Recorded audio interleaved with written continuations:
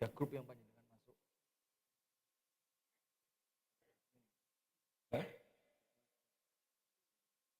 Ngatur.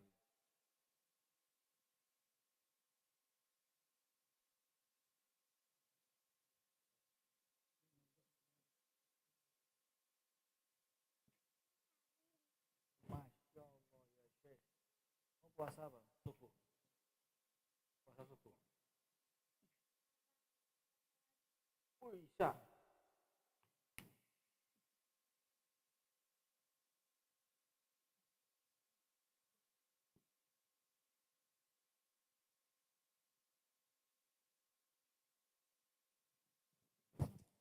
Cek bismillahirrahmanirrahim. Lebih bagus kalau panjenengan merapat aja.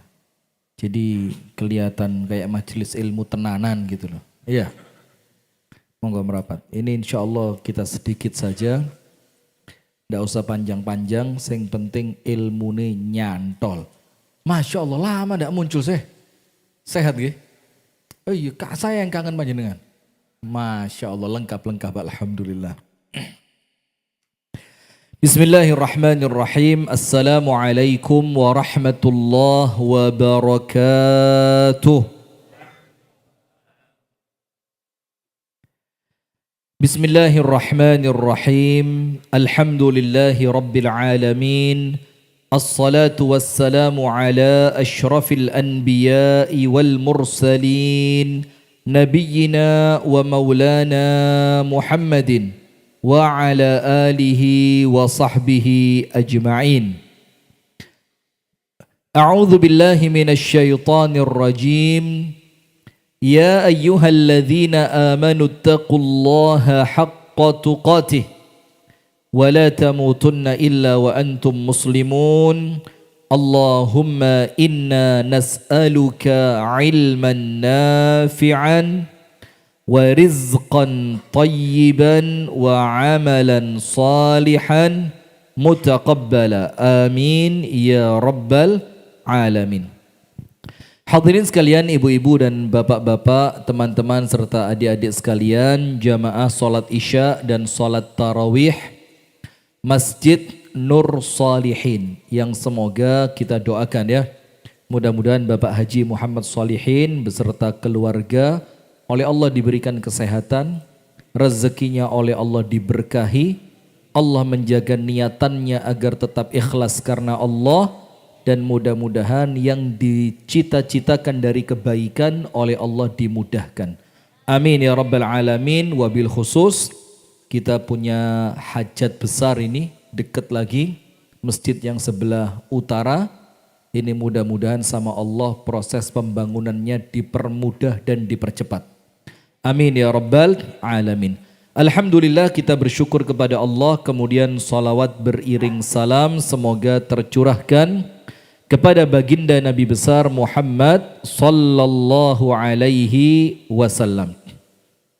Hadirin sekalian, kita masuk pada bab yang berikutnya. Tadi sore kita membahas mengenai keikhlasan, di mana amal itu ruhnya adalah ikhlas. Apabila amal itu ikhlasnya dapat, maka PR-nya sisa satu, yaitu bagaimana amal itu dilakukan sesuai dengan yang diajarkan oleh Rasulullah Muhammad sallallahu alaihi wasallam, tanpa dimodif. Tanpa apa? Tanpa dimodifikasi. Nah, sekarang kita belajar harta terbesar seorang muslim di dunia. Ini merupakan hartanya seorang muslim yang paling berharga di dunia ini, yang akan menyelamatkan dia kelak setelah kematiannya. Apa itu? Harta yang paling berharga untuk seorang muslim adalah khasyatullah, ketika dia memiliki rasa takut kepada Allah Subhanahu wa ta'ala.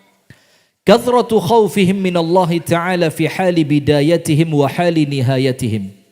Seorang muslim itu ciri khasnya adalah dia memiliki rasa takut kepada Allah yang luar biasa fi hal bidayatihim, di awal urusannya, wa hal nihayatihim, sampai terakhirnya. Artinya mulai awal dia beramal sampai dia meninggal dunia senantiasa diiringi rasa takut kepada Allah. Ketika dia beramal, dia khawatir amalannya tidak diterima.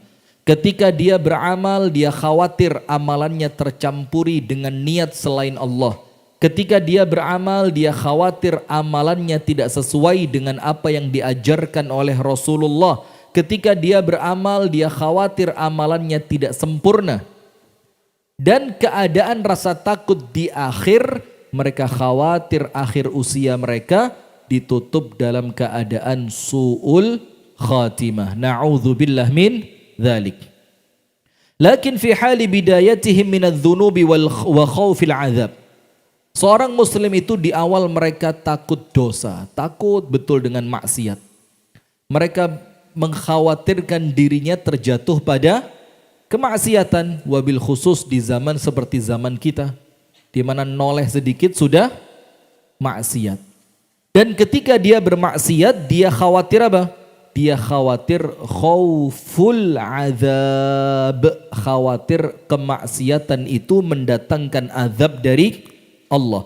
Wa fi hali nihayatihim khauful ijlal wa ta'zim.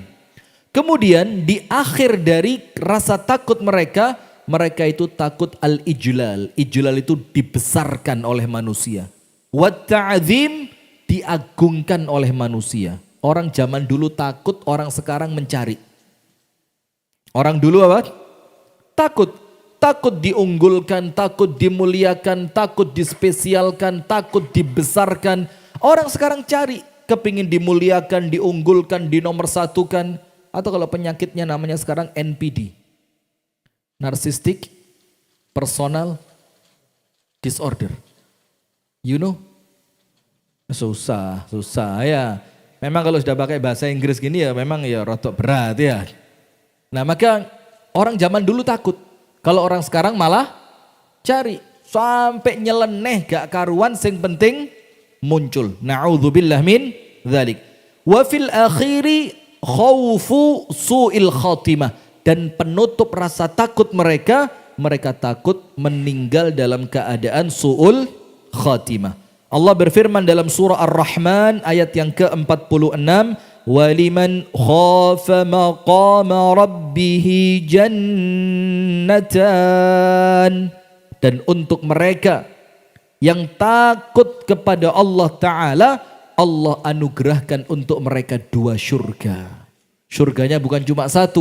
Allah kasih berapa? 2. Kemudian dalam surah Ali Imran ayat yang ke-175. Wa khafuni in kuntum mu'minin. Dan takutlah kalian kepadaku, kata Allah. Ini perintah. In kuntum mu'minin, sekiranya kalian adalah orang yang beriman. Wa qala Rasulullah sallallahu alaihi wasallam, Rasulullah sallallahu alaihi wasallam bersabda, man khafa adlaj. Barang siapa takut, artinya takut kepada Allah, takut su'ul khatimah, takut kemurkaan Allah, takut azab dari Allah, orang yang takut adlaj. Apa adlaj itu? Berjalan di waktu malam dengan cepat. Maksudnya apa? Tidak menunda besok. Dia tidak menunda sampai besok. Karena kalau dia menunda sampai besok, kemungkinannya 3. Nomor 1, besoknya belum tentu datang. Nomor 2, kalau besoknya datang panjenengan belum tentu masih hidup. Yang ketiga, kalau besoknya datang panjenengan masih hidup, belum tentu semangatnya masih ada. Maka Rasul mengatakan orang yang takut cirinya apa? Tidak menunda amal. Apa yang bisa dikerjakan sekarang dia kerjakan. Man khafa adlaj. Barang siapa yang takut maka dia akan berjalan di waktu malam. Wa man adlaj balaghal manzil. Dan orang yang berjalan tidak menunda perjalanannya, maka dia akan sampai pada tujuan. Balaghal manzil. Kemudian Rasul mengatakan, ala inna sil'atallahi ghaliyah. Ingat, barang dagangannya Allah itu mahal, very expensive. Sangat mahal. Jadi kalau cuma sholat 5 waktu, poso Senin Kemis, kalau sekedar sodako 50.000, mau beli surga, Kata Rasulullah, ala inna sil'atallahi ghaliyah. Dagangan Allah yang kita mau beli harganya sangat mahal. Ala inna sil'atallahil jannah. Dan ketahuilah dagangan Allah yang kita mau bertransaksi dengan Allah terhadapnya, yang kita mau beli dagangan itu al-jannah, yaitu surga. Maka kalau mau masuk surga, tidak bisa leyeh-leyeh, santai-santai, duduk-duduk, ngopi, tidak. Harus apa? Ikhtiar, adlaj. Kana Abu Turab An-Nakhshabi yaqul, "Idza ajma'a ar-rajul 'ala tarki adh-dhunub atathu al-imdadat min Allah Ta'ala min kulli janib." Ketika seseorang itu telah berazam untuk meninggalkan dosa, maka dia akan mendapatkan pertolongan dari Allah dari semua lini. Jadi baru berazam. Orang mau tobat, apalagi sampai tobat, maka Allah akan datangkan untuknya pertolongan-pertolongan dari semua arah. Wa min alamati sawadil qalbi thalath, dan di antara ciri hati yang gelap itu ada 3. Hati-hati. Ini hatinya orang yang tidak punya rasa takut kepada Allah. Ada berapa? 3 ciri gelapnya hati.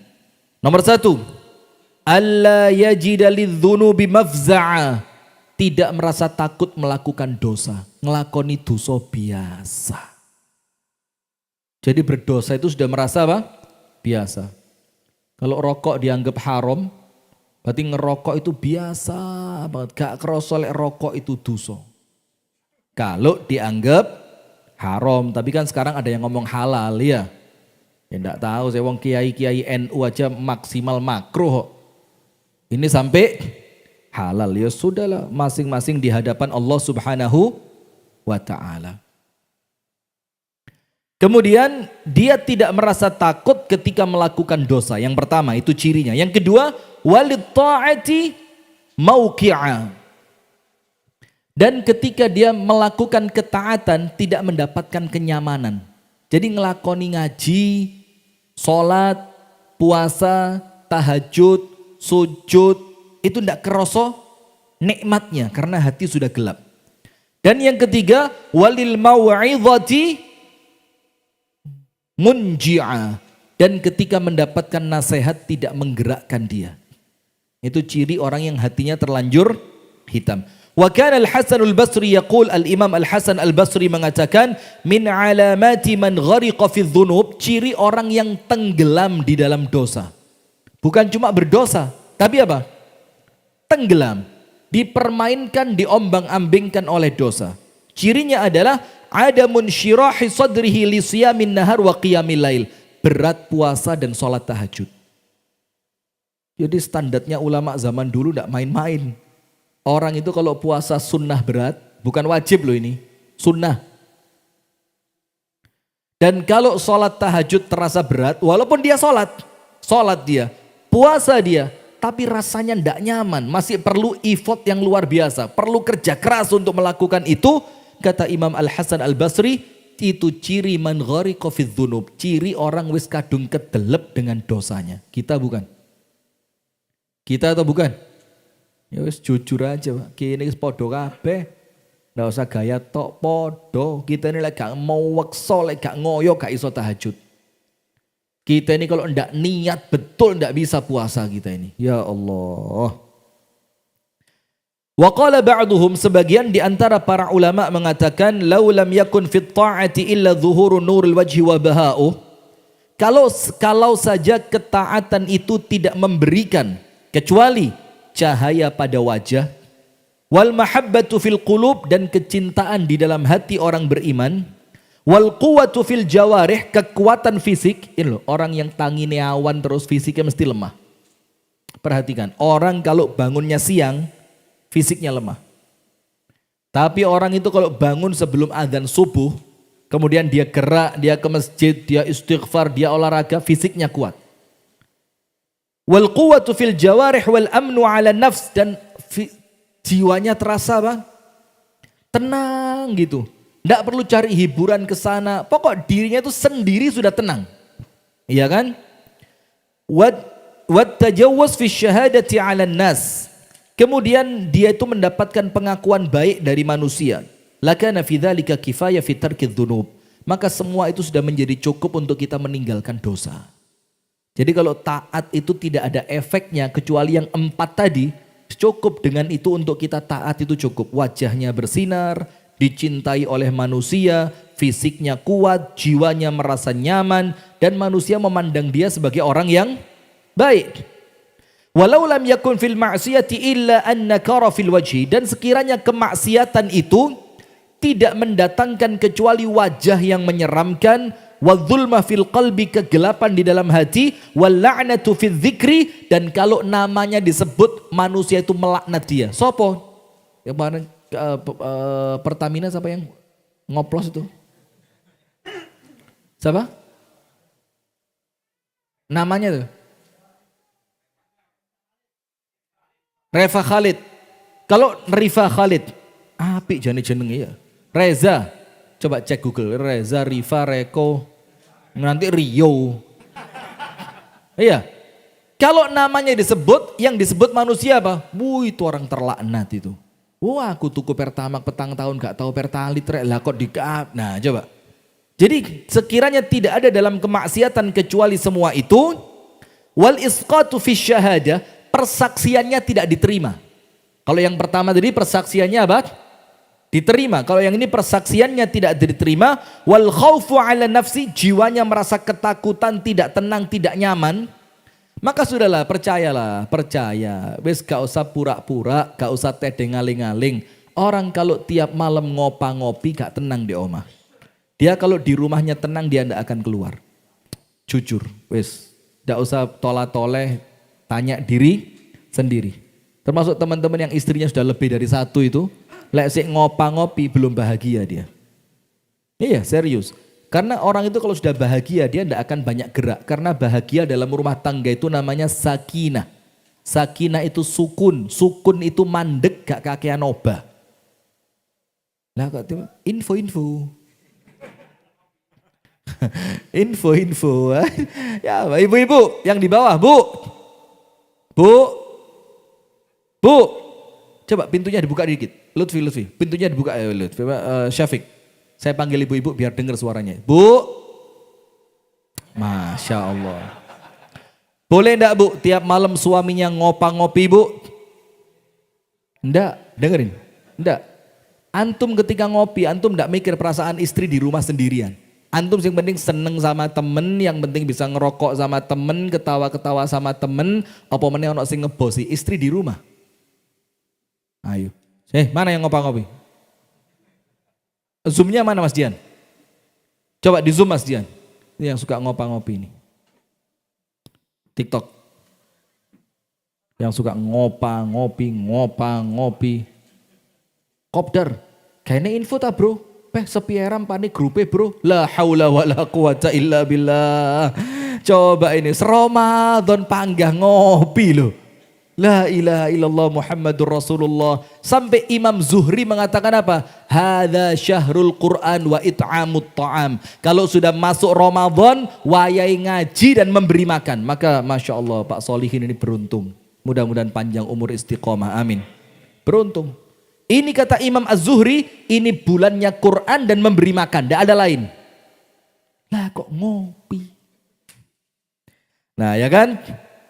Lakana fi dzalika kifayah, maka itu cukup untuk kita meninggalkan dosa. Fayaj'alullahu ta'ala likulli minat ta'i wal 'asi amarat liyafraha hadhihi wa yahzan hadat. Maka setiap keadaan taat dan maksiat oleh Allah dikasih dampaknya masing-masing supaya yang taat senang, yang maksiat sedih. Supaya yang taat apa?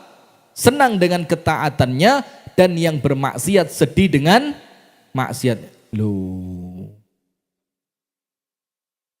Mosok ya pore. Oh ya wajib kalau itu wajib. Saya kira panggilan delesep ini.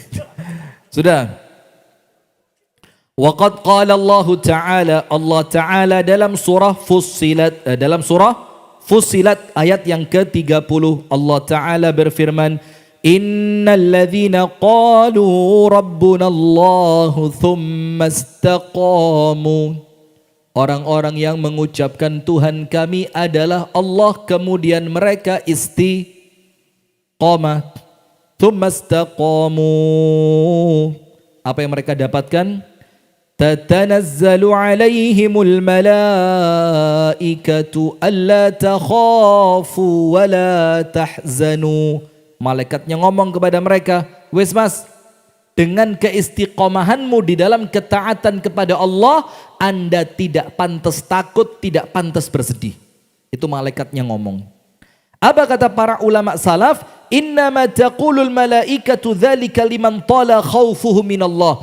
Ucapan malaikat dalam surah Fussilat 30 tadi, itu diucapkan oleh malaikat ketika ada orang yang panjang rasa takutnya kepada Allah menjelang wafat.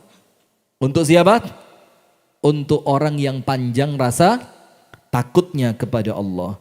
Wa huznuhu mimma farata minhu. Untuk orang yang merasa sedih atas kemaksiatan yang ditinggalkan olehnya.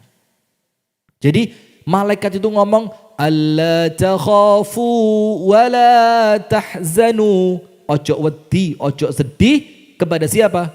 Kepada dua orang. Orang yang tentunya istiqomah dan orang yang panjang rasa takutnya kepada Allah, dan orang yang sedih ketika dia kehilangan ketaatan kepada Allah. Amma man lam yakhafillah wa lam yahzan ala ma fatahu minal khairi fala yuqalu lahu syai'un min dzalika. Tapi orang yang tidak punya rasa takut kepada Allah dan orang yang tidak sedih atas ketaatan yang terlewatkan, maka malaikat tidak akan ngomong seperti itu kepada mereka. Maka suatu hari Imam Ahmad duduk di suatu majelis, datang seorang laki-laki tua, la yu'raf, tidak dikenal oleh muridnya Imam Ahmad. Kemudian oleh Imam Ahmad laki-laki itu dipegang tangannya, didudukkan di atas kursinya. Kemudian Imam Ahmad setelah orang itu pergi, ditanya sama muridnya, man huwa ya imam? Itu tadi siapa? Dibilang, huwa indahu ra'sul ilmi. Orang yang saya dudukkan di kursi tadi, indahu ra'sul ilm. Dia punya induknya ilmu. Dia punya induknya apa? Ilmu. Lalu muridnya tanya, wa ma huwa ra'sul ilmi ya imam? Apa itu yang panjenengan maksud dengan induknya ilmu yang dimiliki oleh orang tua tadi? Indahu khasyatullah. Dia punya rasa takut kepada Allah. Orang kalau sudah rasa takutnya kepada Allah terbentuk, hidupnya aman. Tidak mungkin macam-macam. Tidak akan orang yang takut kepada Allah ngoplos Pertamax sama Pertalit, itu tidak mungkin. Iya. Orang kalau rasa takutnya kepada Allah itu tinggi, tidak ono pak keberanian untuk ngentit uangnya orang, itu tidak ada. Kemudian Al-Imam Asy-Sya'bi dipanggil oleh muridnya, ya alim, wahai orang alim. Imam Sya'bi tidak mau noleh, karena Imam Asy-Sya'bi merasa bukan dirinya yang dibilang alim. Maka ketika muridnya nepuk punggungnya, ya alim, maka Imam Sya'bi melihat kepada muridnya dengan muka yang tidak senang. Terus Imam Sya'bi bilang apa? Taqsud bi kalimati al-alim ana, yang kamu maksud dengan panggilanmu alim itu saya. Muridnya bilang, wa man siwaka, kalau bukan kamu siapa lagi? Maka Imam Sya'bi marah. Kemudian Imam Sya'bi mengatakan, innamal alimu may yakhshallah. Orang alim itu adalah mereka yang kuat rasa takutnya kepada Allah. Penutup, Allah Ta'ala berfirman di dalam Al-Quran, innama yakhshallaha min ibadihil ulama. Hanya para ulama, arti ulama di sini orang yang kenal kepada Allah, orang yang punya ilmu tentang Allah. Hanya merekalah di antara hamba-hamba Allah yang memiliki rasa takut kepada Allah. Siapa mereka? Al-ulama, orang yang memiliki ilmu. Nah, maka nanti insya Allah di 10 hari yang terakhir bulan Ramadan, kita akan khataman kitab di Masjid Darussalam Kasembon. Kitab yang kita khatamkan insya Allah Al-Usul Ats-Tsalatsah, 3 pengetahuan wajib yang setiap muslim harus ngerti. Mengenal Allah, mengenal Nabi, mengenal agama Islam. Dan 3 pertanyaan ini adalah pertanyaan inti yang akan ditanyakan di alam kubur. Nanti kita khataman kitab tersebut di Kasembon. Dan untuk yang tidak bisa ikut, nanti bisa pesan bukunya. Kita batasi dengan syarat komitmen mengikuti live-nya. Nanti insya Allah bukunya kita bagikan gratis. Kapan? Yang di TikTok juga bisa. Yang di TikTok kalau memang mau mengikuti khataman kitab di 10 hari terakhir Ramadan, nanti bisa kirimkan e-book. Iya, e-booknya insya Allah kita bagi. Untuk yang di sekitaran Kediri kita kasih bukunya. Iya, kalau yang iktikaf pasti dapat buku dan yang lainnya. Barakallahu fikum, semoga kajian ini mendatangkan keberkahan dari Allah untuk kita semua. Mudah-mudahan ibadah-ibadah kita di bulan Ramadan oleh Allah diterima, salat kita diterima, puasa kita diterima, ibadah dan doa-doa kita diterima. A'udzubillahi minasyaitonir rajim. Bismillahirrahmanirrahim. Alhamdulillahi rabbil alamin. Allahumma salli wa sallim ala nabiyyina Muhammadin wa ala alihi wa sahbihi ajma'in. Allahumma ighfir lil muslimina wal muslimat wal mu'minina wal mu'minat al ahya'i minhum wal amwat. Innaka ya Allah ya Rabbana sami'un qaribun mujibud da'awat. Ya Allah ya qadhiyal hajat. Rabbana ighfir lana dhunubana wa liwalidina warhamhum kama rabbawna sighara. Allahumma ya Rabbana hab lana min azwajina wa dhurriyyatina qurrata a'yun waj'alna lil muttaqina imama. Allahumma ya muqallibal qulub thabbit qulubana ala dinika wa ta'atik. اللهم أعنا على ذكرك وشكرك وحسن عبادتك. ربنا لا تزغ قلوبنا بعد إذ هديتنا وهب لنا من لدنك رحمة إنك أنت الوهاب. اللهم يا ربنا تقبل منا صيامنا. اللهم تقبل منا قيامنا. اللهم تقبل منا كل عبادتنا برحمتك يا أرحم الراحمين. اللهم إنا نسألك سلامة في الدين وعافية في الجسد وبركة في الرزق وزيادة في العلم وتوبة قبل الموت ورحمة عند الموت ومغفرة بعد الموت. اللهم هون علينا في سكرات الموت وتب علينا عند الحساب يا رب العالمين. ربنا ظلمنا أنفسنا وإن لم تغفر لنا وترحمنا لنكونن من الخاسرين. ربنا آتنا في الدنيا حسنة وفي الآخرة حسنة وقنا عذاب النار. وصل اللهم وسلم وبارك وأنعم على نبينا ومولانا وسيدنا محمد والحمد لله رب العالمين. Kita tutup dengan doa kafaratul majlis. Subhanakallahumma wa bihamdika asyhadu an la ilaha illa anta astaghfiruka wa atubu ilaik. Kurang dan lebihnya mohon maaf. Assalamualaikum warahmatullahi wabarakatuh.